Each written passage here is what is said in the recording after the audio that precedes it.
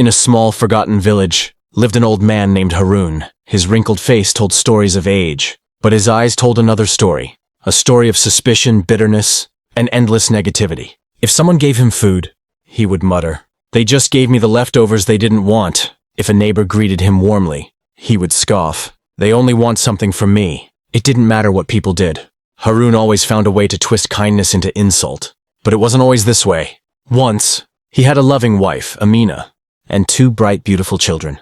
They tried, oh how they tried, to break through the wall around his heart. They served him tea. They cooked his favorite meals. They told him they loved him. But his replies were sharp and poisoned with complaints. "Too much sugar in the tea. The food is overcooked. If you really loved me, you'd do better." And slowly, their love began to fade. Until one day, without a fight, without a goodbye, Amina took the children and left. The laughter in the house died that day. The rooms became silent, except for Haroon's muttering. Thunder rolled across the sky. Rain lashed against the windows. Haroon lay in bed, a single candle flickering weakly on the table beside him. Then, it went out. The room was swallowed by darkness. That's when he felt it, cold air creeping over his skin. A presence breathing in the shadows. He sat up, heart pounding. And then, he saw it. From the corner of the room, a shape emerged. Its body twisted like smoke. Its face stretched unnaturally. Eyes burned red like molten metal. And its smile was wide enough to swallow a soul. Haroon's voice shook. Who are you?" The creature stepped closer. Its voice was deep and amused. "I," it said, "am the one you have served. All your life, without even knowing it." Haroon trembled.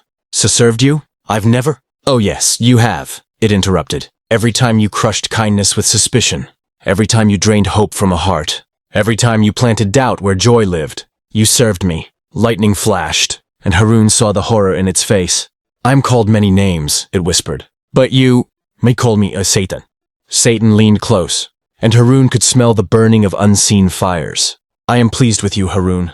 You have done my work well. And now, I offer you an honor. Become my second. Spread my darkness. Not just with words, but with power." Haroon's heart pounded. All his life, people had left him, judged him, avoided him. But here, someone was telling him he was special. A crooked smile spread across his lips. "I accept." From that night, Haroon began to change. His skin turned a sickly gray. His nails blackened.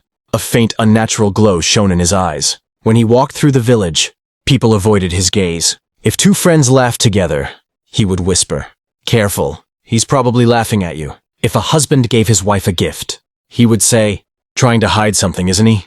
And they would pause, doubt creeping in. Satan was pleased. "You are my finest work," he hissed in the shadows.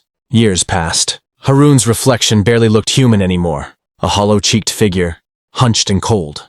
One afternoon, under the burning sun, Haroon wandered beyond the village. That's when he saw him. A thin man, sitting under a withered tree. Beside him, a woman in a wheelchair, her legs twisted and unmoving. A small boy with crutches played in the dust nearby. Haroon walked closer. "Hot day," he said flatly. The man smiled warmly. "Yes, but we're grateful for the shade this old tree gives." Haroon glanced at the woman.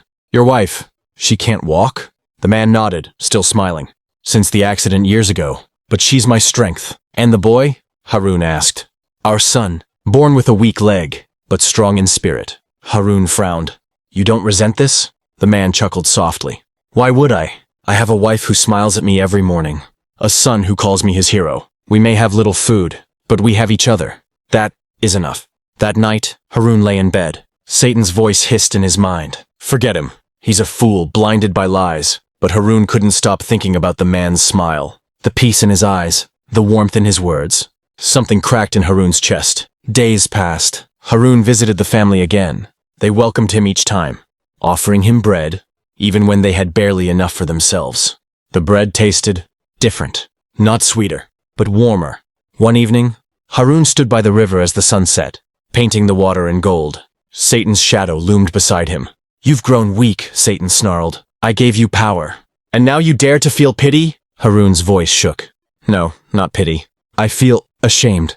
I see now. There is more strength in their love than in all my years of poison." Satan roared. "Then you are no longer mine." A searing pain tore through Haroon's body. The gray, cracked skin split apart.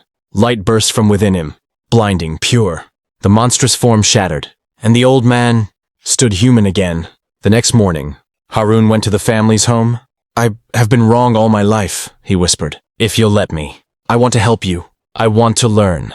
The man simply smiled. Then sit with us. Share our bread. And for the first time in decades, Harun felt light, not the light of the sun, but the light that comes from within. When you choose to see good over evil. And somewhere far away, Satan screamed into the darkness. Negativity can turn a man into a monster, but even the smallest act of true kindness can bring him back to life.